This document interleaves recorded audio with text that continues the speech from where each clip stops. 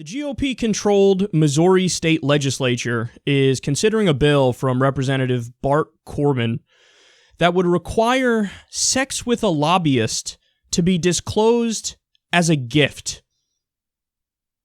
The text of the bill says the following, quote, "The term gift shall include sexual relations between a registered lobbyist and a member of the General Assembly or his or her staff.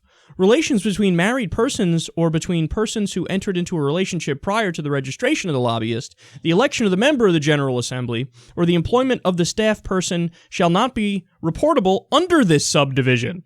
The reporting of sexual relations for purposes of this subdivision shall not require a dollar valuation." All right, we've entered Bizarro world. We're in Narnia. We're in the Twilight Zone here. Are you serious? There's a bill that's requiring Missouri state legislatures to talk about their sex with lobbyists and say, oh yeah, they gave me a gift. No, on that day, Barbara just jerked me off. She didn't blow me. It was just a hand job that day. But then the day after, we went all the way. You know what I'm saying? Now, why would they do this? Why would they do this? Well, they explain here on Addicting Info, presumably to keep parties involved from being charged with solicitation. So this would effectively let them get away with having lobbyist prostitutes.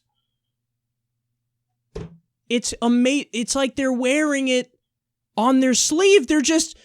They're rubbing it in your face. Perhaps that's the wrong terminology to use, rubbing things in people's faces while we're discussing this story. But they're saying, yeah, no, we are beyond corrupt. It's not even just a matter of like money and stuff like that, which is bad enough. But now it's like, hey, ExxonMobil just paid for somebody to come blow me. And the most important part of this bill and of this conversation, broadly speaking, is you wouldn't need a bill like this if you weren't already boinking lobbyists, right? Because otherwise, this would be super left field. If somebody just comes in and they're like, yeah, we're going to have to disclose lobbyist sex and, it's transparency, yay. Why would you propose that if nobody's doing it and you know that nobody's doing it? That would be ridiculous. People would look at you like, why would you? Nobody's doing that. That doesn't make any sense. So clearly, something's going on already where they're like, okay, we don't want to get caught and then go to jail. So if we just kind of pass a bill here and slip it in where it says, slip it in again, wrong terminology for this story, but it says, okay, we're going to disclose our fucking of lobbyist prostitutes.